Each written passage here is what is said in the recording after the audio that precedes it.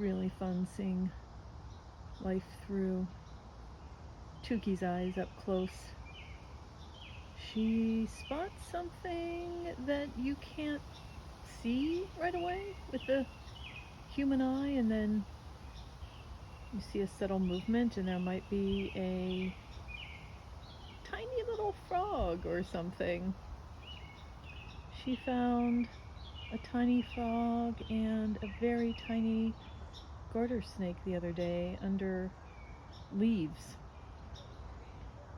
in the backyard, and it's been really fun seeing outdoor life through her eyes. Hi everyone. It is the Sunday after we moved Ryan from his Pittsburgh city apartment to his new apartment in the Harrisburg, PA area. His sister saw him off on this end of the trip yesterday at the apartment, helped us out, and then his childhood friends helped us unload the van on the other side. This lighting is horrible, but I thought I would just record while I'm out here with Tuki, unless she starts moving and wanting to go in the backyard.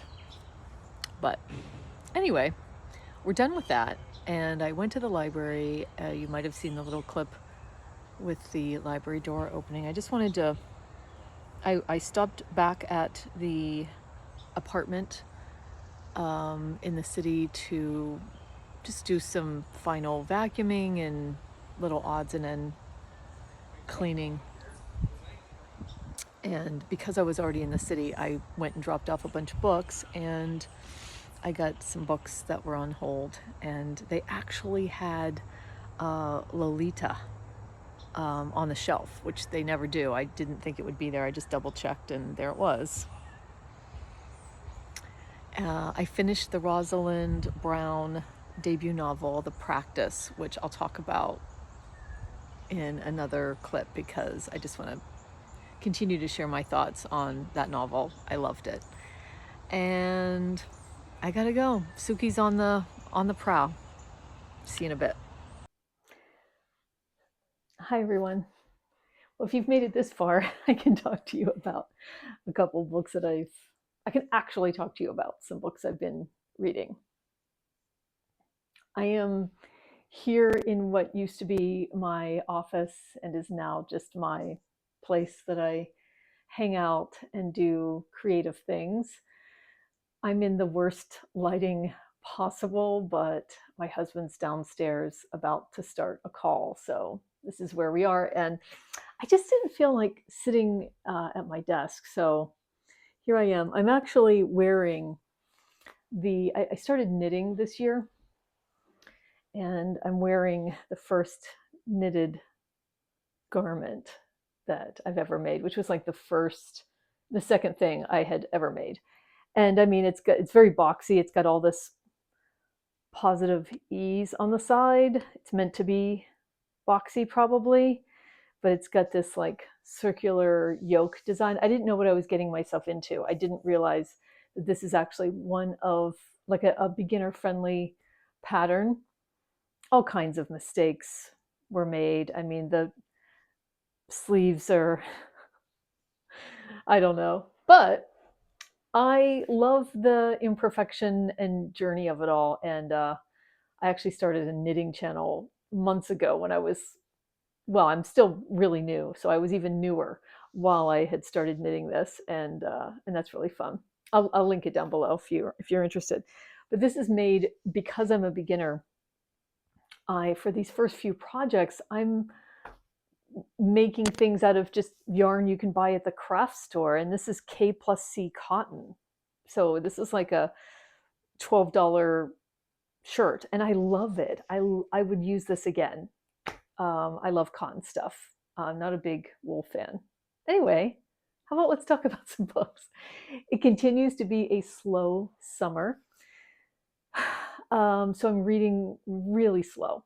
I'll I'll bring you up to date on a couple books that I started since we last talked, and that I took on a recent trip that I took on a recent trip that we went on. I didn't want to use took twice in that sentence, and we'll talk about it further. So, The Practice or Practice by Rosalind Brown. See my previous video on that one. I think I read a couple snippets, and to give you the language of the main character, or just how the book is written. But the main character is Annabelle, and she's at Oxford, and she has a boyfriend that's much older than her that she's a little tenuous about, because she's way deep in studying Shakespeare's sonnets, and she loves that. And I think that she doesn't know how to be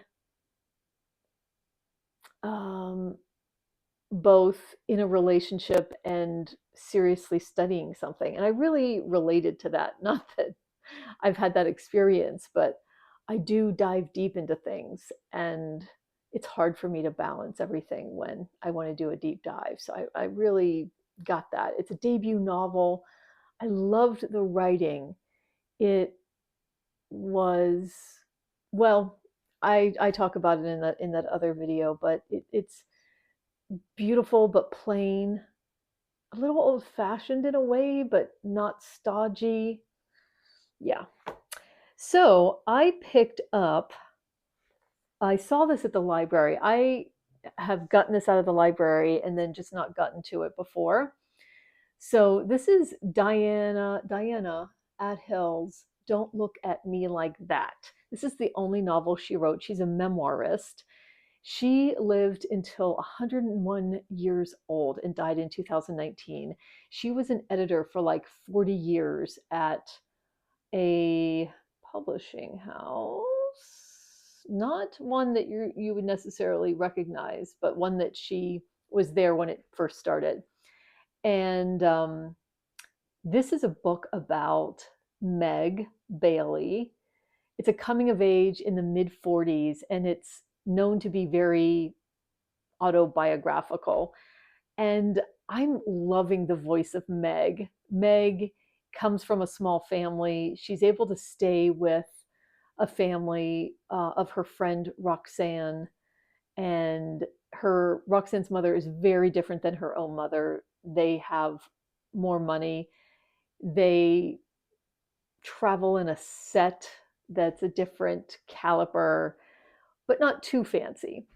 And she's staying with them to go to an art school, and we get to hear about how she first feels about art school versus making art. And that's an interesting through line, secondary thing going on. And then she's getting to know young men. I think she's 18 or 19 years old. But then I haven't gotten to the part where she graduates from art school and goes and lives with someone, I think in London. Oh, it's going to get even better. It's really good. The pacing is good. The language is excellent, excellently written. I guess Diana Athill has written a few. It says that she's a famed memoirist. It's a story of making mistakes and making a life. The writing is plain yet beautiful. The sentence structure is just so well done. Let me see if I can find something. It's almost written as if, almost like it's a diary, but it's not. It's not. It's just her telling the story about how, like, when she first saw a family friend who's her age named Dick, she was just in love with this guy, and then how things transform over time about how she feels about Dick. And that's so well done, so well written. The part he was playing for me then, I suppose, was still so like that of my childhood dream heroes that he didn't hurt me, but he had failed me. I should have been becoming a different kind of girl because of him, and he was leaving me as I was. And as time went by, I saw that this was because of some limitation in him, not in me. Dick was the only person, and at the time I didn't understand why this was, whom I could see as well as be seen by him. Oh, light and a little bit poignant at the same time. It has an afterword by Helen Oyemi, and I can't wait to get to that. Highly recommend this as a late summer read. Just pick it up, and so easily read. If I can read this on a trip, then it's a good read because it's delightful and doesn't take very much brain power. But here's one that actually does, and I had a harder time reading it. And it's Virginia Woolf's To the Lighthouse.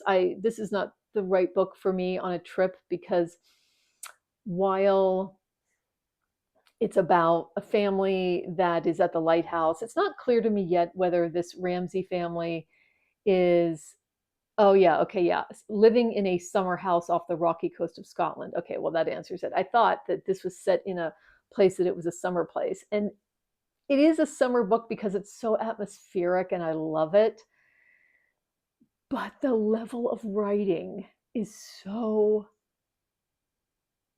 clear and melodic and a little bit of philosophy in there. You really don't know what you're getting yourself into at any given time because it could just be, a scene of Mrs. Ramsay walking to the market with one of their neighbors, somebody that they very kiddingly make fun of for being old or something. And then it goes into this deep level of the neighbor as a human being and it expands at will. And so I'll give you an example of that. This is Mr. Ramsay that we're talking about here. He's talking about his mind. It was a splendid mind. For if thought is like the keyboard of a piano, divided into so many notes, or like the alphabet is ranged in 26 letters, all in order, then his splendid mind had no sort of difficulty in running over those letters one by one, firmly and accurately, until it had reached, say, the letter Q. He reached Q. Very few people in the whole of England ever reach Q. But after Q, what comes next? After Q, there are a number of letters, the last of which is scarcely visible to mortal eyes, but glimmers red in the distance. Z. Z is only reached once by one man in a generation. Still, if he could reach R, it would be something. Here at least was Q. He dug his heels in at Q. Q he was sure of. Q he could demonstrate. If Q then is Q, then R. On to R once more. And then you go back to the scene of Mrs. Ramsay making a sock for the pastor's son. So many of you know this book, and this was the next one in line for me to eventually get to. So I'm really glad that I did because I've read The Voyage Out, her first novel, which I love. I would read it again. And Mrs. Dalloway. I've read that. I love Mrs. Dalloway. I really need to read it again. I really want to read The Voyage Out again, too. This is a different story. It has a foreword by Eudora Welty, which I will read after I read the book. But it's going slow because it deserves to be slow.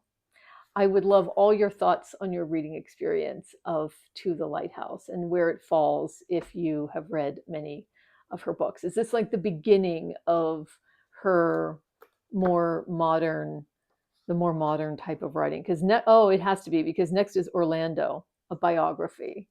I have that, and and then The Waves. So I know that goes off the rails, so to speak. Yeah, so let me know. Then I did start Lolita by Vladimir Nabokov. I'm going to pronounce it Nabokov. It could be Nabokov, but I'll say Nabokov in this video. Correct me. I started reading it. This writing is next level. Next level. The Russian authors. I mean, here's another one now. It's next level writing. You are reading something. Oh, it's not a diary, but it's first person Humbert, the main character, the one who is the pedophile and the, as they call it in this book, sexual deviant.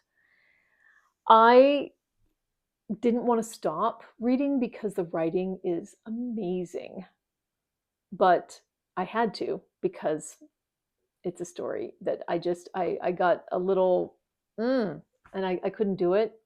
But something like I really want to like flip through and just read a few pages without having to read the book, even though it isn't just about the relationship with Lolita. I know it's about a lot of other things. I will just find another Nabokov to read. I did read some of the introduction by Martin Amis. I knew that's what it was.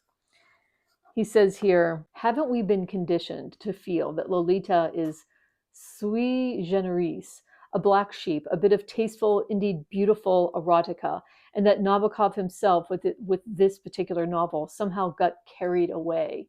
Great writers, however, never get carried away. Even pretty average writers never get carried away. People who write one novel and then go back to journalism or accountancy, they get carried away. Lolita is more austere than rapturous, as all writing is, and I have come to see it with increasing awe as exactly the kind of novel that its predecessors are pointing towards. It constructs a mind in the way that a prose Browning might have gone about it, through rigorous dramatic monologue. Oof, this introduction is amazing. I am only reading it now because I'm not going to read the book. And yeah, it's worth the price of admission because at least it gives me some idea of the plot or the direction the book was going. But if you want to know more about this, the video and the booktuber that got me on the train again of wanting to try Lolita is Catherine at The Constant Reader, and I'll list her below. And I will try to link the very video that she's talking about this. Yeah, so that's Lolita. And oh, I have one more. It's an ebook, which is why I keep forgetting to read it. But I just watched Benjamin Journal's most recent video, and he has read If Only by Vigdis Hjorth. Here's the beautiful cover. I have this as an advanced copy. I think it comes out in September. So I was starting to listen to his description, and it reminded me, yeah, I have to continue reading that book. And then I got into NetGalley and saw I only have 6 days left. And it's like 356 pages. I don't think I'm going to read the whole thing, but I'll try to read as much as I can. I loved the beginning. The beginning was really interesting. It feels like it goes from second person to third person and then eventually to first person. And that's obviously really unusual. Like, what? So I'll get through as much as I can in the next 6 days, and I will report back. That's all I have. Thanks for sticking in there with me. I appreciate on this rambling video. I really appreciate it. Let me know what you're reading. It's August 10th, 11th, August 11th today. So almost mid-August. Please let me know what it is that you're up to. It's been a couple weeks since I've recorded, so I want to hear from all of you what you're into. I think someone had recommended Nabokov Wise. I think someone had recommended, isn't a book he wrote something like Pin? It's a name. I think that's where someone pointed to for me to go. So I will try that. I've seen that at my library. But let me know what you're up to, all of you. I want to hear from you. I've missed you, and I hope to talk to you soon. Bye.